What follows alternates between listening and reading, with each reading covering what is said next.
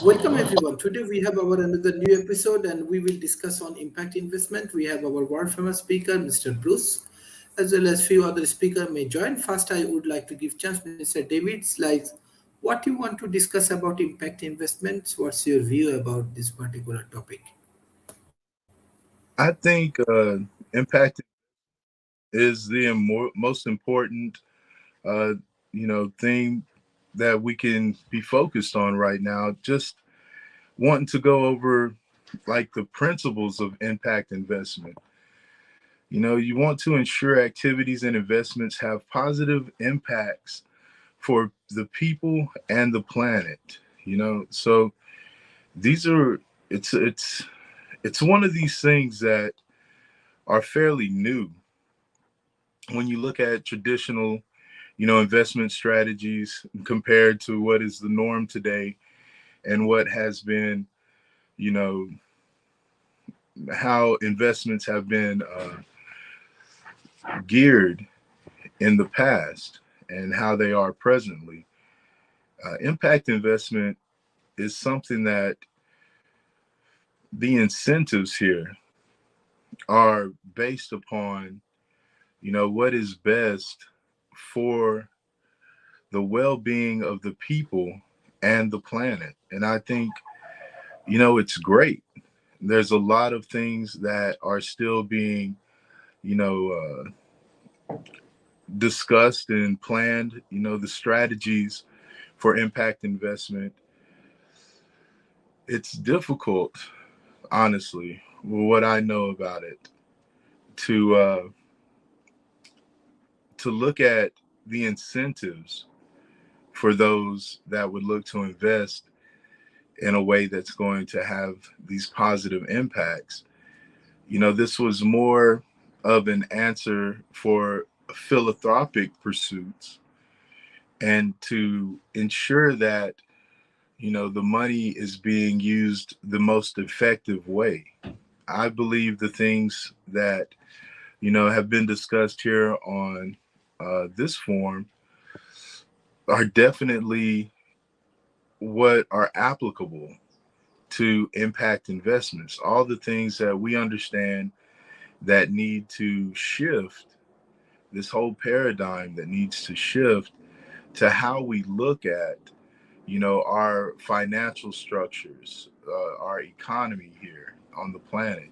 Here in the U.S. locally, there in Bangladesh, there's different ways, different strategies to go about effectively making these impact investments. And, naturally, where, what they refer to as native impact investments, these companies that began, for that reason, and trying to incorporate the financial structures that were built on traditional investing that focused on, maximizing your profits as, it relates to maximizing our impact on the well-being of others and how we affect, the planet, the ecosystems and things of that nature. I think honestly, impact investing is the future. There was things that were discussed previously on this forum about recycling. Excuse me. Now, we understand that we have limited resources on this planet. And we understand that one day these resources will be exhausted depending upon, how we utilize these resources. And I think that's something else that is considered with impact investment as well. There's a lot that goes into strategizing a way to make sure that it's effective. And I'm not, well learned in this area, but I do have a little bit of understanding. I think enough to be here today. And that's just some of the things, the major things that I took in my little study here were the things about the historical and current reality of investments and how they were structured in the past, how the financial markets and things uh, were founded and how they are currently. And some of these realities include the fact that wealth has been globally extracted. When we have these very wealthy people in the world and you see how our economy has grown. Here we go. Hello, Rob. Morning. There we go. Now we got somebody more knowledgeable in the area. And I look forward to seeing how this conversation goes because, but I'd like what Rob might.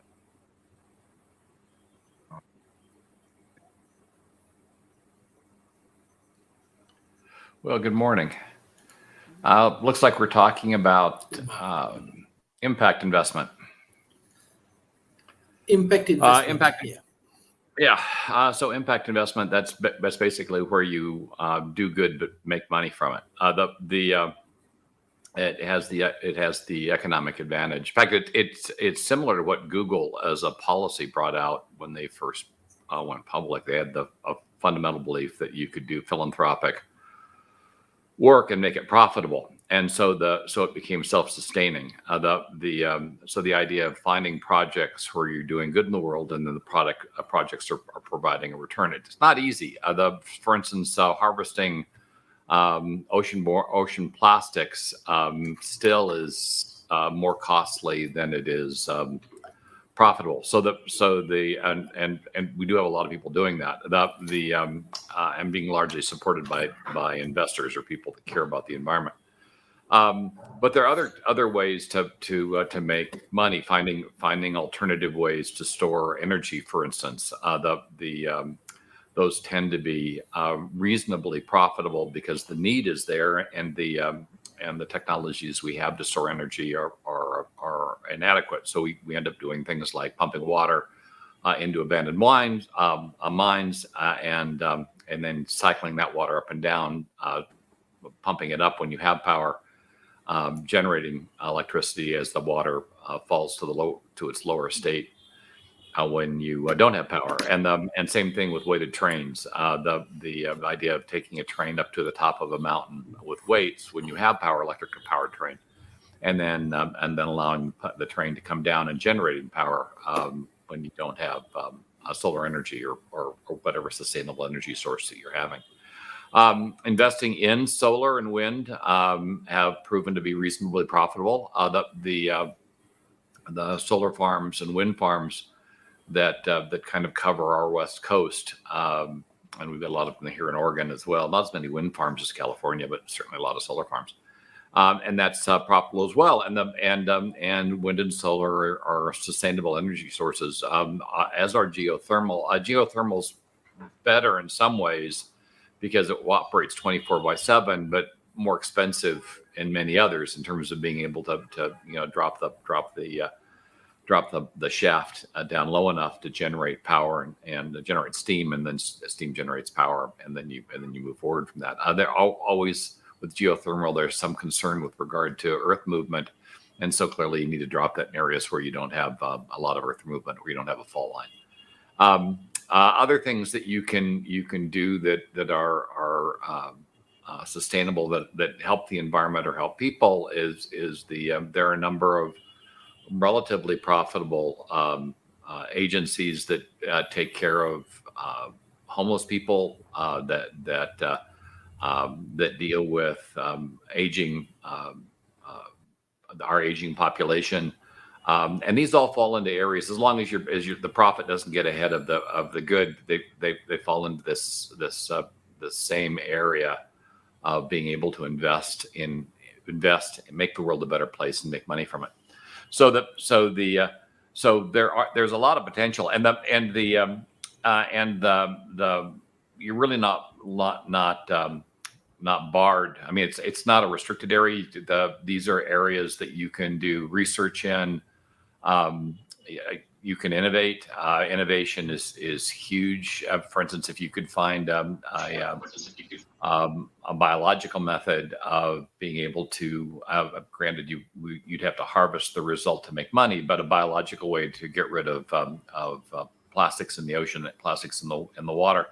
We've got a serious problem with plastic. Sorry, I've got that on my brain this morning because it's found that we're reaching a high level of plastics in the air. So this stuff is around us, and a lot of it is carcinogenous. And if I've got one great fear, and that's getting cancer, it doesn't bode well for my cancer-free future to have all these plastics all around us. But finding a way to get that out of the environment would make sense. And then another way is as I mentioned, is investing in alternative power sources, so you don't have to use petrochemical energy in the first place, and thus the economics surrounding plastics collapse, and we're producing less of them, if any at all. If we could stop plastic production, at least we stop the contamination at its source, and we have to worry a little bit less about getting the stuff out of the places where it is, though we'd still have to do that. So in any case, top level, this is a way to make money, not a ton of it, but to make money and make the world a better place. And personally, I think that's one of the most interesting and probably most satisfying goals that we can have as investors. Then I'll pass over to David Smith, who's joined us. Hey, Rob, thank you very much. Now, impact investing has so many different nuances to it. Thank you, Sharif. Yeah, impact investment has so many different nuances to it. I can do impact investment as individuals with both money and the products I consume and buy. I can do impact investment through corporations, through government organizations, particularly NGOs, and I can do impact investment through mutual funds. And the rise of different types of mutual funds that are targeted impact investment opportunities has dramatically picked up over the last year or so. The other thing as we begin to look at impact investment is there are some which are socially responsible impact investment. And then you have the ones which are environmental, social, and governance type of investment called ESG. And these are ones that more the larger corporations and the mutual funds are tending to target. And these mutual funds are kind of interesting because according to a couple of surveys recently looking at those, one, the Global Impact Investing Network, more than 88% of the impact investors reported that the investments in these funds met or exceeded their expectations. And the same study said that most impact funds realize a 6.4% return compared to a 7.4% return of non-impact investment funds. So while the return is not quite as high by 1 point of the non-impact funds, it still does return money back to the individuals who are investing in those funds. So that there's a lot of different ways you can do it. The others, like Rob was talking about, is where I personally do some of my impact investing. In that, in one of your earlier shows, I talked about the impact investment of making microloans, making personal microloans. And one of the places I do that, for example, is to help support early stage entrepreneurship in Africa, in places where there really is not much industry. I have, and my friends, we have made investment loans to buy solar panels to generate electricity in places there's very, very limited electricity, maybe only an hour or so a day in parts of Africa. We've bought the solar panels. We have bought sewing machines that can run off the power generated by those solar panels. so that they can set up a business making clothes for the region. We've funded water purification equipment that can run off those solar panels to be a source of clean water. So these are individual impact investment, which can be extremely targeted. Particularly if you look at Gen Z today, which is probably one of the leading generations in making impact investments. One of the criteria you get back from them is they want to be able to see the impacts of their investments. It's really hard to do that if you're part of a big infrastructure project, if you're investing in some of the larger mutual funds where it's a combination of things and you cannot really see the individual impacts. So there's a ton of different ways to invest in these, and you can get to choose your way. But the concept of impact investment is only about 20 years old now. It really was coined back in 2007. And so you begin to see it. The other thing is there was a recent survey that was done by Cone Communication. And this was looking at millennials. And 9 out of 10 millennials will switch brands. This is not investments, but it is by their buying habits. They will switch brands to be associated with a brand with a social or environmental cause. And so, again, this is yet another way that you can see, while that's not a direct impact investment, it is taking the concept of impact investment and supporting it with your dollars with what you buy. So as I said at the top of this, Sharif, there's many, many, many different ways to do it. And I hope these examples help bring a little bit broader clarification to it. So thank you for letting me have some remarks there. And Rob, thank you for my introduction.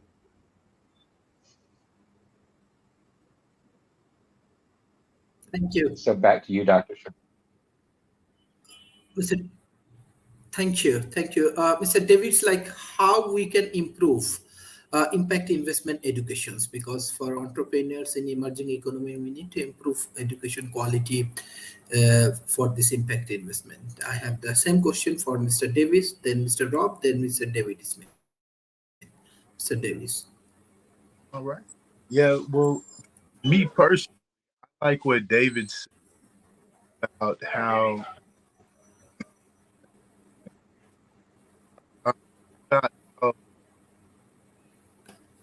people, get from that focus on I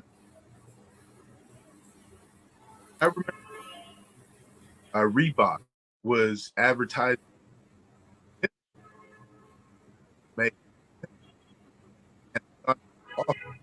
that it made me want to buy that.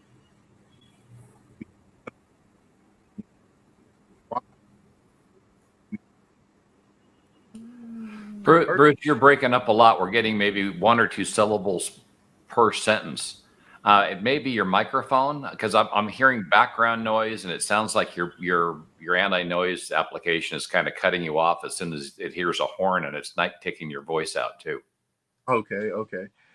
Well, I'll work on this. This is one of the things that I'm working on for the future to be able to address. But yeah, that's been a common theme when I get on. It's working better now. Oh, it's working a little better now. Okay. Yeah, I actually think it's your active noise cancellation on the microphone that's doing it, because I can hear the background, but your voice is just dropping in and out, Maybe I need to project my voice a little better. There you go. That.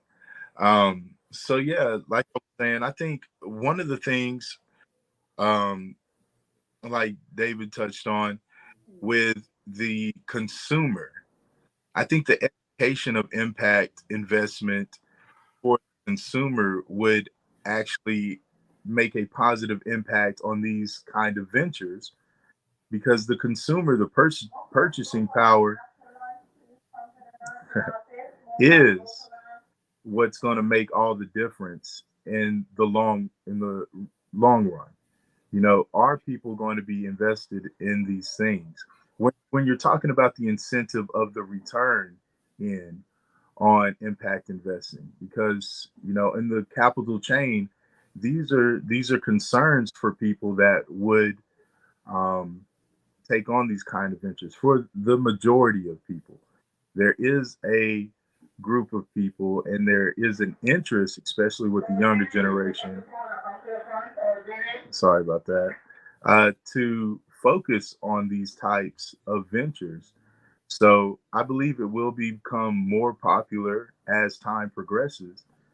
But yeah, I think as far as the education goes, for the consumer base to have knowledge of what companies are producing things with this in mind would help generate, you know, the momentum that we're looking to create for these types of investments to become more and more prevalent and popular, you know, through time. So yeah. Wow. Okay, I'll pick it up from there. In terms of really getting kind of working this into the education system, recognize that we do a really poor job of preparing kids for life. I mean, that's just a general comment. We don't train them how to date. We don't train them how to raise children. We don't train them how to invest. And fixing those underlying problems would go a long way to assuring that kids coming out of school can handle life on their own. Generation Z is having serious problems at the moment.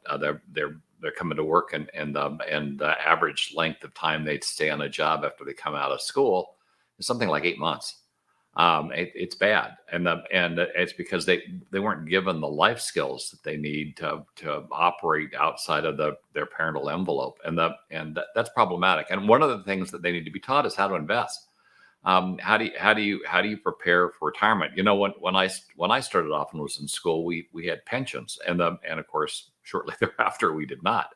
Government jobs clearly still do, but most of the private sector has gone away from pensions, which means if you don't have investment skills, you won't have a retirement when you finally retire, and that's problematic. And so part of teaching kids how to invest would be impact investing, really focusing them on investments that do good in the world, as opposed to just investments. But just teaching kids how to invest would move the ball forward a bit.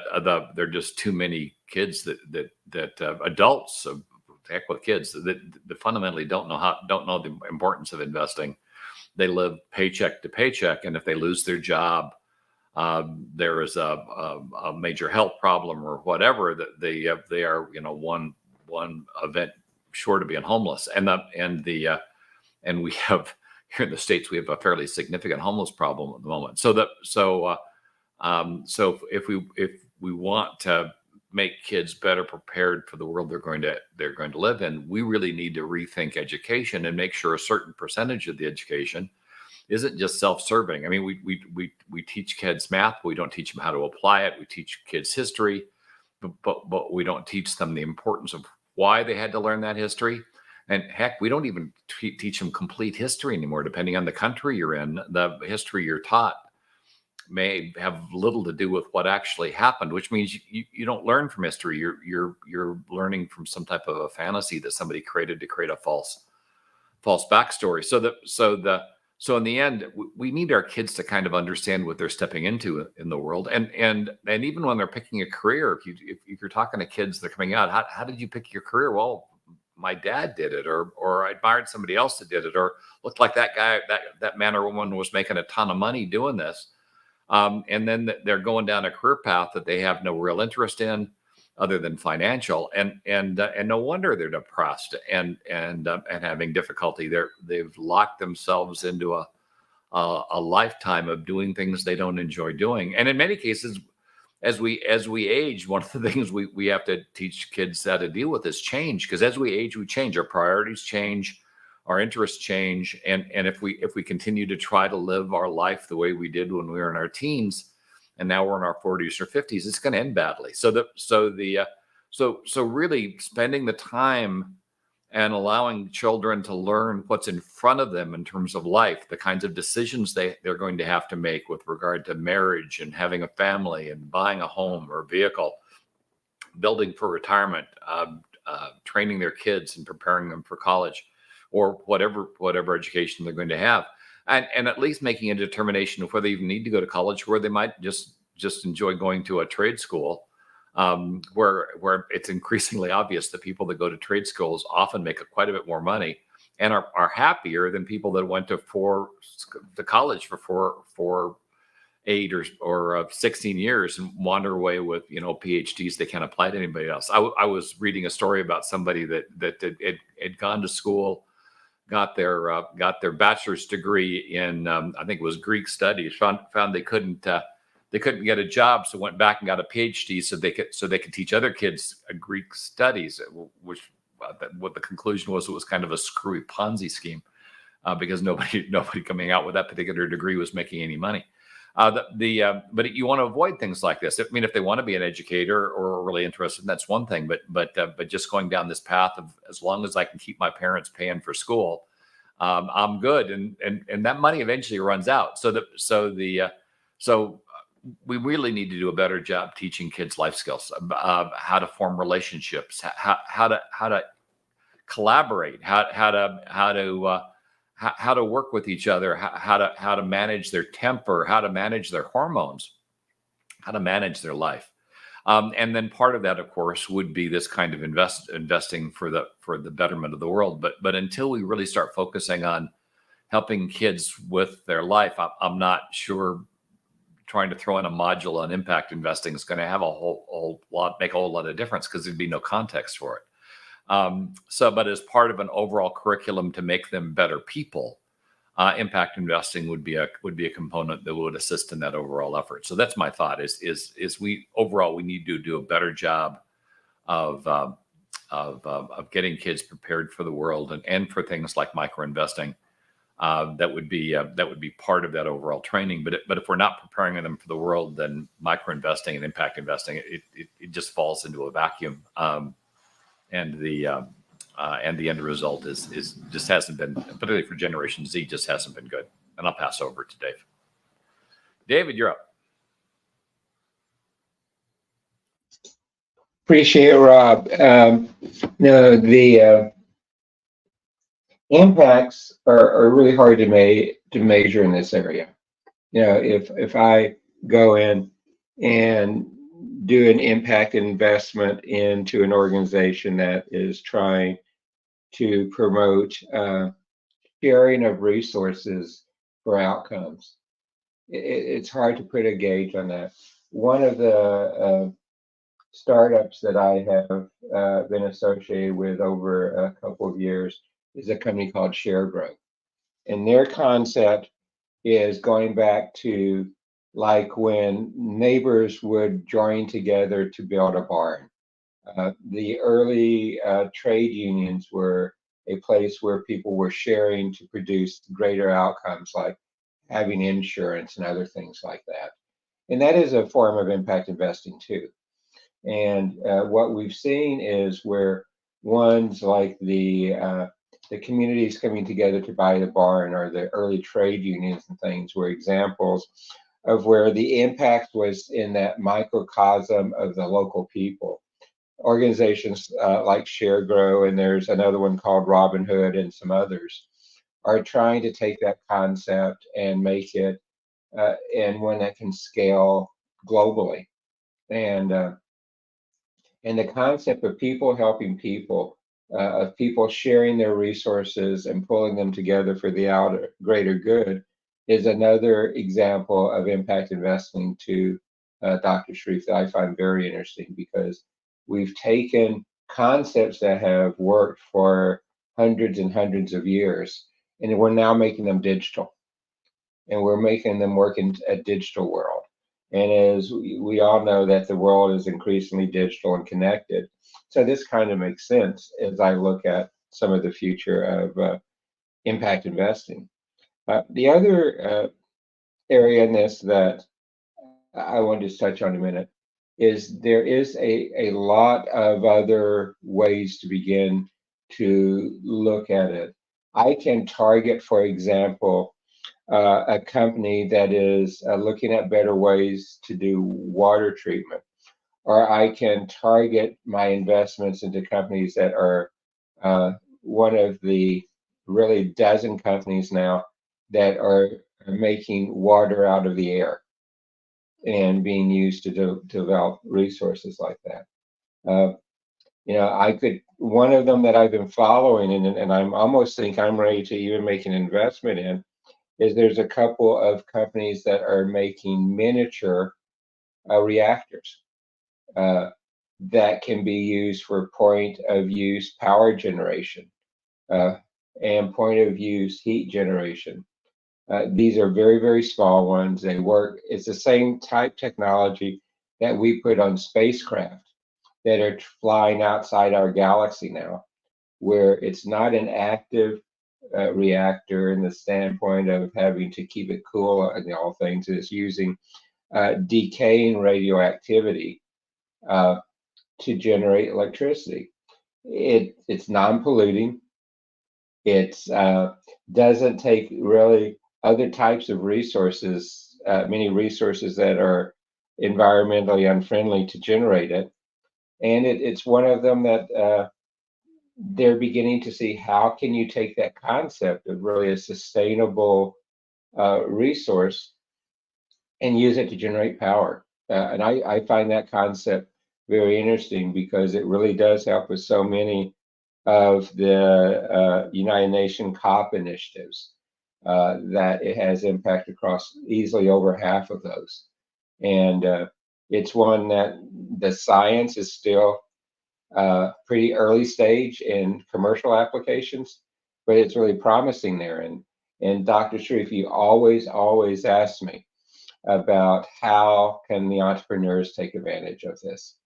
And really, if you look at the thousands of places that impact investment can happen, there's opportunities for entrepreneurs to step up, become innovative, and put solutions in place, whether it's a solution that has a small appeal within their immediate community, like the sewing machines I mentioned earlier in these communities in Africa, or whether it's one that can be deployed globally.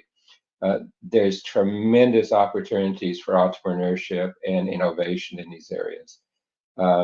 And it's one that particularly the generation that's going through college and graduate school today, it should resonate with them because of their sense of values and their generational views. So Dr. Sharif, I hope this helps.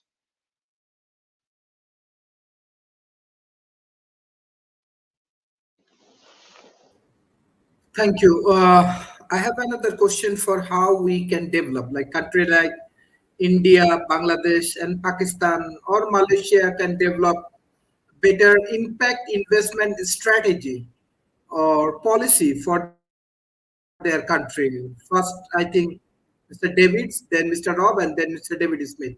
Mr. Davids, what you want to discuss about impact investment policy? Well, as far as policy goes, I believe, like what Rob touched on, the education would be an important part of any policy to consider. You want to look at what you wanting the impact to have, especially if it's something social. You would want the people that it's going to affect to have an understanding. It goes back to the education part. So I think I've come across ideas like Michael Tellinger in South Africa. He's got this one small town, idea where a group of people would get together and they would work towards a business. You would have an investor, and this person would pretty much finance the project. And then they would take a third of the profits and would go back to the investor. A third would go towards future projects, and a third would be divided among the workers. It's that those kind of ideas are nice, but getting to where they're applicable. Like if you could imagine, you want something to have a social impact. You want the people to be prepared to be involved in those kinds of initiatives, depending on what they are, you know? So I don't know a lot, so I'm going to turn this over. But this is just one of the things that came to mind. You know, I was always trying to bridge the gap myself, you know, contemplating like things like the Venus Project. The reason why it never worked out, and that's simply because, you know, it would destroy, you know, the way that wealth is generated for some people. And when you think about policy, you got to think, you know, you need people in position that are going to continue to progress, you know, these goals of creating these impact investors, these companies that will have those kind of impact. So I'm going to go ahead and turn this over because I don't know much about policy, but I believe the education part included with policy, it'd be something that I think, you know, would help with the communities that you're looking to impact.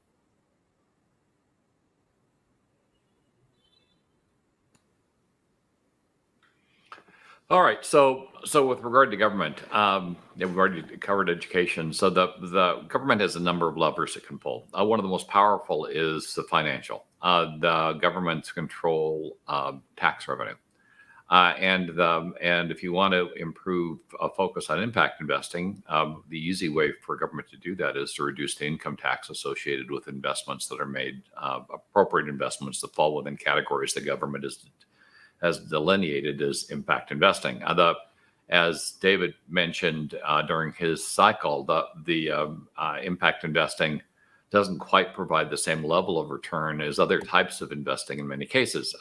But if you provide a tax benefit, you could create a situation where impact investing was more valuable, provided a higher return than other types of investing. And that would be an incentive, particularly for those folks that follow the money very closely, for them to invest, to do impact investing. And recognize when the government does philanthropy, they carry a lot of cost into it. So for every dollar that goes to a person they're trying to help, a large percentage of that dollar has gone to administrating the administration of that whatever program it is. Where if you remove a tax or reduce a tax, that money flows directly to the investor, and the investor who's investing in the program, whatever program it is, more of that money tends to go to whatever you're trying to accomplish, because you don't have the government bureaucracy to go through. So it can be more cost effective. You get more bang for the buck for whatever it is you're trying to accomplish by letting the investor go directly to the investment and not have a government bureaucracy in the middle that's consuming resources and passing out that money. It's just the nature of economies of scale and the fact that governments tend to be relatively expensive in terms of doing anything. And if you can remove the government levels and connect the investor to the investment, you can create a higher economic return for both the investor and a better return for whatever they're investing in.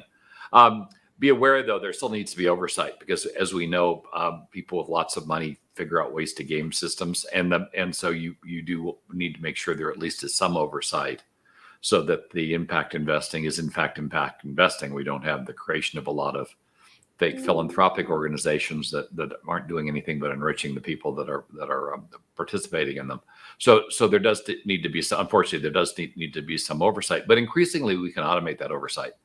With generative AI, we have the capability of dropping in and looking at external indicators and then flagging organizations that may be misbehaving, and then focusing whatever little resources we have on investigating and determining that people are fraudulently behaving. you can reduce the cost of that overall activity and increase the overall accuracy of it. So rather than auditing it, trying to audit everybody, which doesn't work, or taking random samples, you can do targeted auditing and actually catch the people that are creating the problems. So a combination of financial incentives and light, highly automated oversight could drive, I think, would drive an uptick in impact investing into the areas that the government determined was appropriate for these kinds of activities. But a lot of work needs to go into setting up that particular mechanism, validating the type of impact investments that will be allowed, and then and assuring the mechanism to audit the result to make sure people are doing what they're saying they're doing and not gaming the system just to reduce their taxes, because that would be bad. So that's how I'd suggest doing it: is use the biggest lever the government has, which is financial, and use that to change the behavior of your investment community. Passing to David.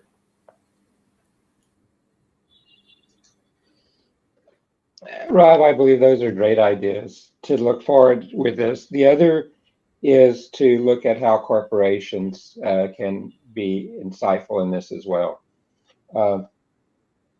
Many corporations still allow their employees to choose funds to handle their retirement investments into 401ks and others like that.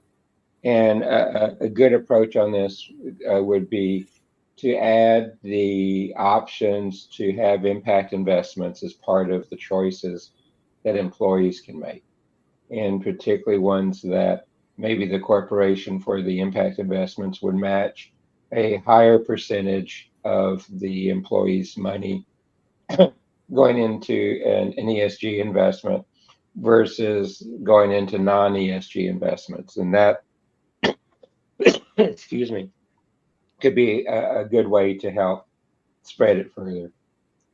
The others would be really, and it goes back to what both Bruce and Rob have said, is education. So many of the issues that we talk about on your programs, Sharif, really go back into education as part of the root solution of what can be helpful here. And education, not just at a college or university level, but education that goes back to the basis of what common citizens need as well. And to put this into using my North America, put it in the elementary schools, put it in the middle schools and high schools, put it in the basis of the education that's done within the region, and instill in it. One of the strongest teaching mechanisms is to have the children teach their parents. So what you can instill into a young kid about impact investments and its role, instill in a young kid about sustainability and other things like that, they can be used as a vehicle to help inform and educate their parents. And so, Sharif, these are several of the things I would do to further the impacts of impact investments. So thank you.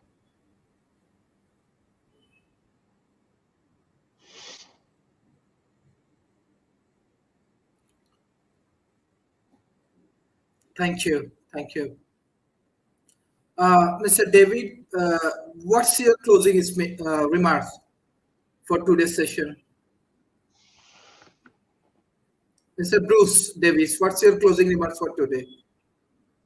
Well, I'm just excited to hear this, honestly. I think that this work here is setting the ground for moving forward.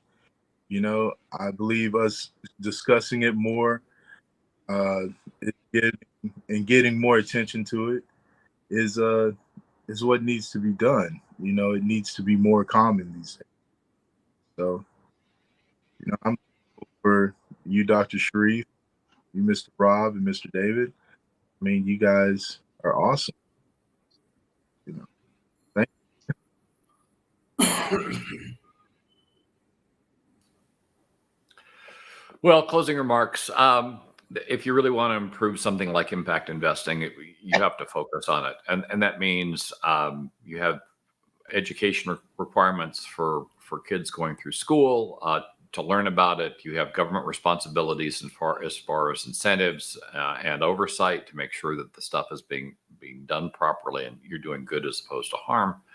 And then you kind of need to have a cultural focus on doing good, raising the people up that are doing this well, and recognizing them for the good that they're doing. A lot of people are motivated by status. A lot of people are motivated by money. Recognizing those motivations and then tying them into the program helps the overall yield of whatever it is you're trying to accomplish. And of course, a lot of people are motivated to just kind of do the right thing, but unfortunately, they're the minority. But if you can line up financial incentives, if you can line up recognition, and you can change the education system so that this kind of investment falls in within a kind of a holistic approach of creating better people. I mean, maybe focus a little bit on training empathy, because we seem to lack that in the world today. Would do a lot to improve the world and improve the focus and the yield and participation in impact investing. So I think that would be the way to do it: a holistic approach, partnership between education, government, and the people that are investing to create a better tomorrow. And I'll pass to David. For my closing remarks, I agree with what has been said, particularly when you take the Technopolis concept that Rob has just been talking about, with pulling the different folks together to collaborate and do that. We all know that group intelligence is the multiplier that we can use. And particularly if I look at impact investment, the more we can use group intelligence, the more we can use the wisdom of the masses, the better our impact investments can and should be. Also, when we look at impact investing today, we know the largest areas for impact investment are in healthcare, they're in education, they're in clean and renewable energy, they're in agriculture.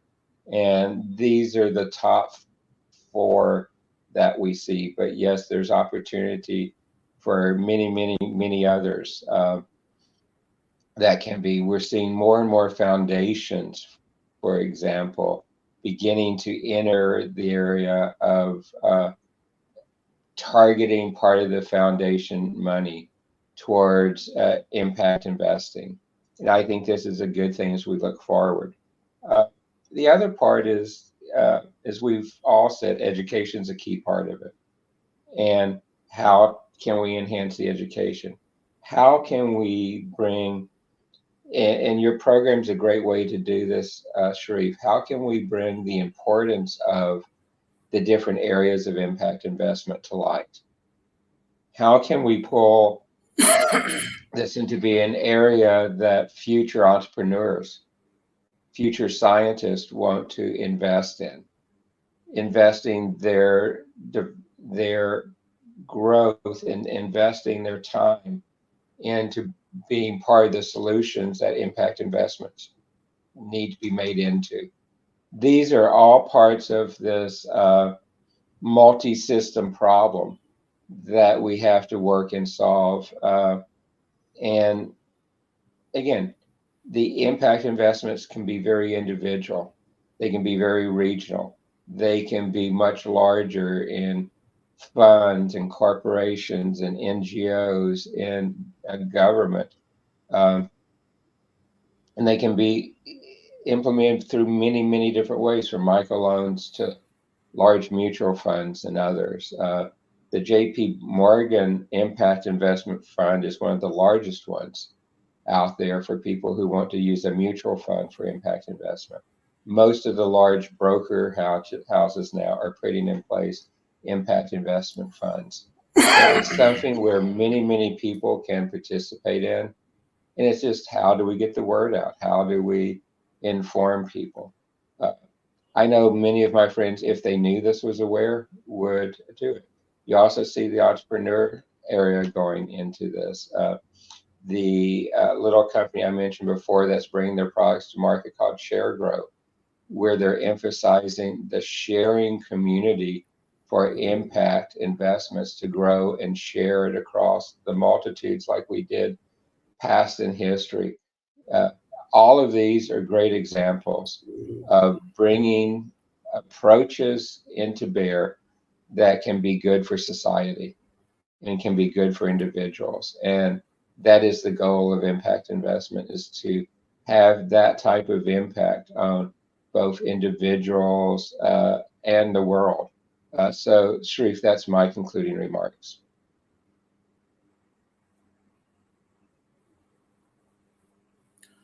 Thank you. Thank you everyone for joining today's sessions. You know that we have upcoming very important session, especially COP28, as well as we are involving with the Dubai Impact Investment Institution. This is world first impact investment institution in Dubai, as well as we are developing some more initiatives, like we are developing a mega projects in Bangladesh, and definitely it will be part of impact investment, what it called the Jil Mill project.